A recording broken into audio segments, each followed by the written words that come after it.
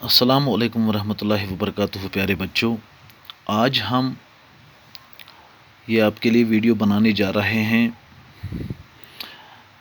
آپ کے اس سبق کلاس 5 کے انگلش کا جو یہ سبق ہے۔ یہ دیکھیے، یہ پینگانگ سو ایک جو یہ لیک ہے، جھیل ہے لداخ میں۔ یہ دیکھیے، اس کی تصویر ادھر بنائی ہوئی ہے۔ یہ دیکھیے، اس کے یہ ٹیکسچول کوسچنز جو آتے ہیں، اس کا اسائنمنٹ بھی میں نے اپلوڈ کیا، تو میں نے سوچا کہ اب آپ کے لیے تھوڑا بہت آپ کو سمجھانے کی کوشش کروں گا ویڈیو بنا کر۔ تو ذرا دیکھیے آپ، پہلا سوال، what does Pangong mean and where is it situated? یہ جو اس لیک کا نام ہے پینگانگ لیک، اس کا مطلب کیا ہوتا ہے، اور یہ لیک جو ہے کہاں پر واقع ہے؟ سبق میں آپ نے پڑھا ہوگا کہ یہ لداخ میں یہ لیک سٹویٹ ہے، واقع ہے۔ یہ لداخی نام ہے اس کا پینگانگ، یعنی ہم نے کیا لکھا ہے، Pangong means a very long کرو، یعنی ایک لمبا سا کرو اس میں آتا ہے اس جھیل میں۔ تو یا یہ ایک انچینٹڈ لیک مانی جاتی ہے، یا ہائی گراس لینڈ لیک مانی جاتی ہے یہ، تو اسی لیے اس کا نام پینگانگ لیک رکھا گیا ہے، ٹھیک ہے۔ تو wire is it situated? It is the name of a leak. یہ جو پینگانگ ہے ایک لیک کا نام ہے، ٹھیک ہے۔ Situated 160 kilometre away from Leh سے یہ تقریباً 160 کلو میٹر کی دوری پر واقع ہے، ٹھیک ہے۔ دوسرا سوال، ڈسکرائب دا پینگانگ لیک، ذرا پینگانگ لیک کے بارے میں کچھ جانکاری دیجیے۔ تو ہم نے کیا لکھا ہے، ہم نے لکھا پینگانگ لیک از 130 کلو میٹر لانگ۔ پینگانگ لیک 130 کلو میٹر تقریباً لمبی ہے، اینڈ 6 سے لے کر کے 6 to 7 یعنی 6 سے 7 کلو میٹر وائڈ یعنی چوڑی ہے۔ اٹ ہیز سیلین واٹر، اس کو سیلین واٹر ہے، یعنی اس کا پانی جو ہے وہ نمکیلا یعنی نمکین ہے، ٹھیک ہے۔ تیسرا سوال، which migratory birds and animals are found in the Pangong in سمر؟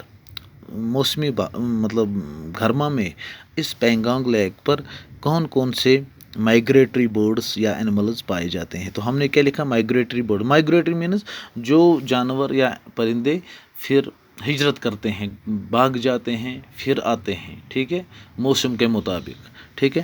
تو ہم نے کیا لکھا ہے، migratory birds like the bar headed goose, یہ بار ہیڈڈ گوس ایک جانور کا نام ہے، ادھر رہتا ہے۔ دا برہمنی ڈکس، یہ بھی ادھر رہتے ہیں۔ بلیک ہیڈڈ سائبیرین کرین، یہ بھی ادھر رہتا ہے۔ اور animals and the animals like wild kiang ادھر رہتا ہے۔ And marmot are found in and around the banks of lake in summer. یہ کچھ پرندے اور جانوروں کے نام ہیں جو اس جھیل میں سمر کے دوران رہتے ہیں، اس جھیل کے کنارے پر۔